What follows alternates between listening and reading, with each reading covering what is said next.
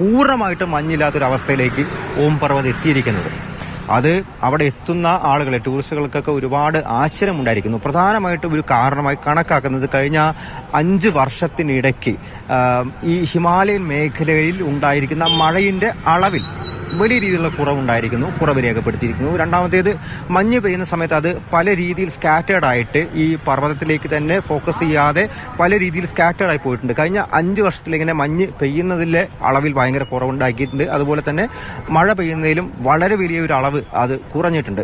ഈ 2 കാര്യങ്ങൾ, ഒപ്പം തന്നെ വാഹനങ്ങൾ ഒരുപാട് ഈ ഭാഗത്തേക്ക് എത്തി വലിയ രീതിയിൽ തന്നെ ചൂട് വർദ്ധിക്കുന്ന അവസ്ഥ, ഗ്ലോബൽ വാർമിംഗ്, അതും കൂടി ഇങ്ങനെ മഞ്ഞ് പരിപൂർണമായിട്ട് ഇല്ലാത്തൊരവസ്ഥയിലേക്ക് ഈ ഓം പർവ്വതിനെ എത്താൻ വേണ്ടിയിട്ടുള്ള കാരണമായിട്ടുണ്ട് എന്നുള്ളതാണ് പഠനം ഇപ്പോൾ റിപ്പോർട്ടിൽ സൂചിപ്പിക്കുന്നത്.